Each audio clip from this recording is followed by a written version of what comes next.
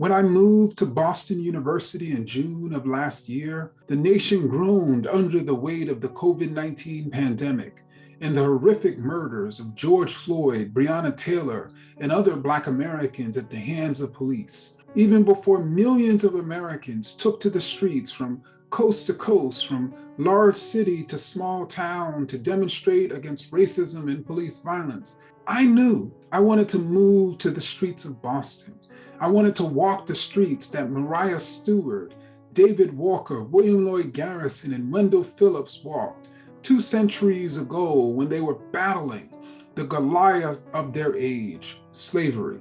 They believed the impossible was possible, the abolition of slavery. They inspire me to believe to this day the impossible is possible, the abolition of racism.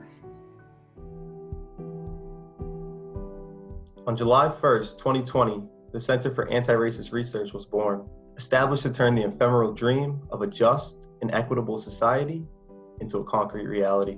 We want to interrupt the negative impact of racist policies by conducting research geared toward real-world change.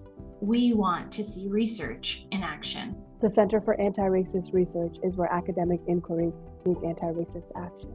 At the Center, we believe that interdisciplinary collaboration, rooted in a shared commitment to anti-racism across various forms of expertise and knowledge, paves the path to equity and justice. And our organizational structure reflects this commitment to connect data, community stories, and anti-racist policies. The Center organizes itself around 4 pillars, each of which are essential to fighting racism.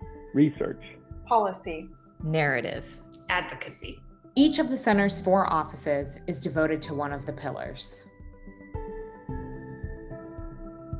The Research Office aims to produce and broadly disseminate groundbreaking anti-racist research and advance the field of racial data science. The Policy Office aims to transform a society governed by racist policies into a society governed by anti-racist policies, catalyzing evidence-based policy change. The Narrative Office aims to shift the narrative around racial injustice. And the Advocacy Office aims to foster and equip an interconnected ecosystem of racial justice advocates to build a society that meets the needs of everyone. While we are in a constant battle with the nation's inability to grapple with its racist history, we've not been distracted. We've been focused. As a community, we are fueled by the pursuit of an anti-racist future. We know that an anti-racist future depends on anti-racist action among individuals and across communities.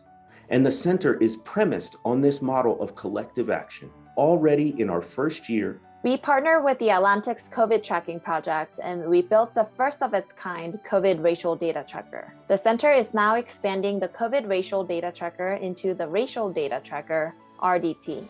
In the fall of 2020, we formed the first interdisciplinary research and policy team.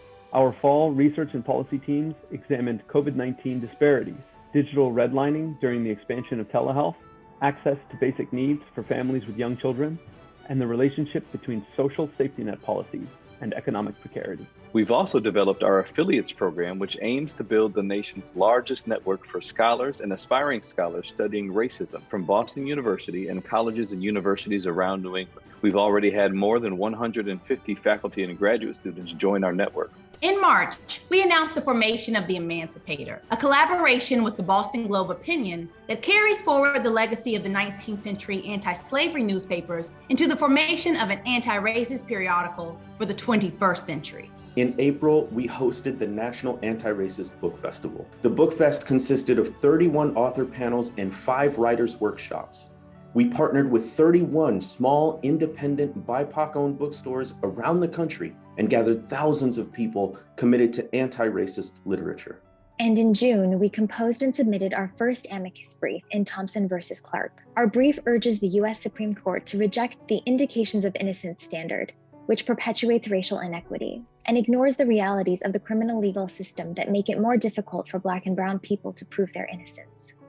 After a year of incredible growth and momentum, we maintain faith in the beauty of change and the possibilities of a world where life, health, equity, and justice are inalienable human rights for all people.